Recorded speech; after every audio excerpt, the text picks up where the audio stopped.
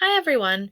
In social studies last week, we spent the week taking notes and thinking about immigrants who came to the United States from one of three countries: Ireland, Germany, or Italy. So you might be wondering, now that I'm done note taking, what do I do next? Well, you're going to get a chance to put all of your research together in an immigration research project, and we'll be using Google Slides to do that. Right now, I'm going to give you some tips about how you can make a really good slideshow.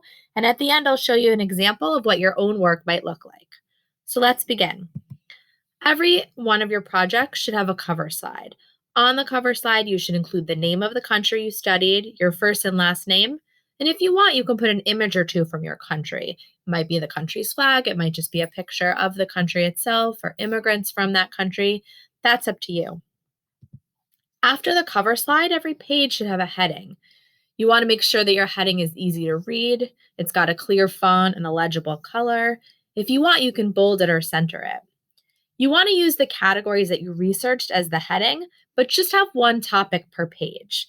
As a reminder, the research categories were reasons, journey and process, finances and costs, arrival and job opportunities, and other. You get to choose what to call this slide based on any information that you found on these guiding questions. So just to remind you, this is where you can go back and find your notes for these particular topics. So this is the reasons page. You can go back to your immigration research packet and go to that first page of guiding questions and find your notes for reasons. Following that will be your notes about the journey and process for these immigrants to come to America. After that will be the finances and costs for their journey. Then the arrival and job opportunities once they got to the United States. And last is the other, which is optional if you found more information that you wanted to include about your country based on these guiding questions. On each of the pages after the cover slide, you can write your information in bullet points. It can be a sentence fragment or a complete sentence. You don't need to write complete paragraphs on each page. Similar to the heading, though, you want to pick a clear and easy to read font, and you want to stick with colors that the viewer can see without having to strain their eyes. One thing that's important, especially on your information pages, is that less is more. You don't have to just put all of the research that you found. You want to really think about the key pieces of information. You're trying to give your reader information about the immigrants who came from your country. You don't have to fill the slide completely. You can choose if you want to use any images or visuals, but if you do, only use one or two per page. That's just enough to give a little bit of a visual to your research, and you don't want more images to just become distracting. As a reminder, here's a picture of how you insert an image. You go to Insert up here at the top, then you go to Image, and then you'll put Search the Web, and you can type in any of the search features for what you're looking for. Animations. Animations are not something that you have to include, but if you do choose to include them, just use one on a page.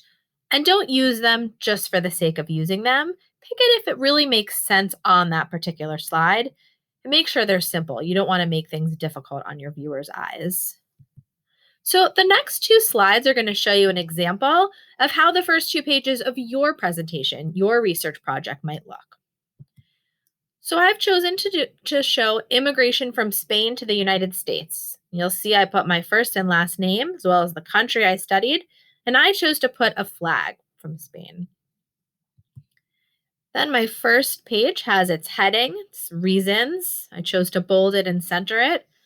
And then I put some bullet points about the reasons why people started moving from Spain to America for opportunities, things they could find like gold, silver, and spices, and some people left Spain to find religious freedom.